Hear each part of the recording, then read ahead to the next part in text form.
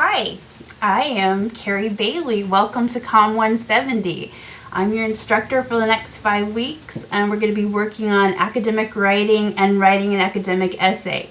So the three kind of main components of our writing practice for this class are going to be pre-writing, drafting, and revising. And just in my own opinion, in writing you have two obstacles. The first one is taking thoughts in your mind and putting them into words, and that's a challenge. If you do journaling or other things like that, that's exactly what you're trying to do, is capture those thoughts or ideas.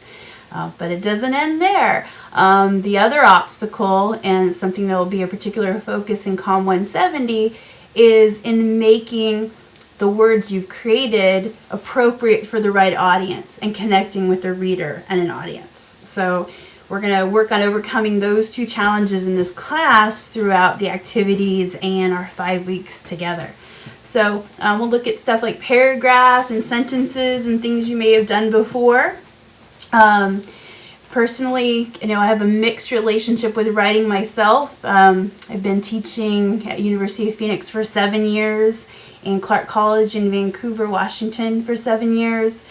But I started out as someone who failed 9th grade English in high school. And if you would have told me then that I was going to be an English instructor, I probably wouldn't have believed you.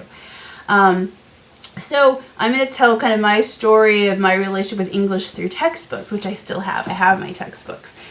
This is my first textbook, the Norton Reader, which is the textbook I had when I started college right out of high school. I didn't use that book because I didn't pass the class, but I got a little life points, and I went and started a family, and I went back pretty quickly after, and then I got this book, the Reinhardt Reader.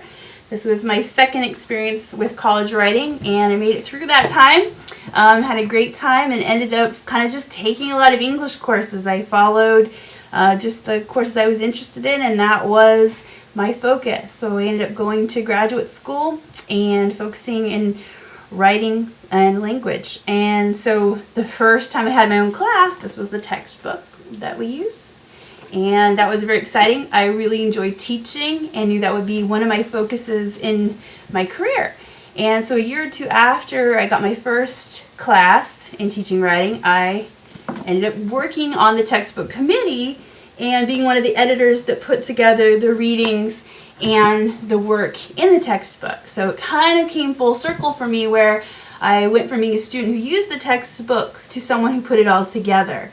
So it's been a long process, and I think that kind of echoes how I see writing anyway. No one really gets it right the first time, or perfectly the first time, and if they do, they're very lucky, where most of writing happens through trial and error. And especially when you're writing for a college audience or academic writing, you have to, let it fall apart. And so feel free to let yourself take risks and work on your writing process through those mistakes and trial and error.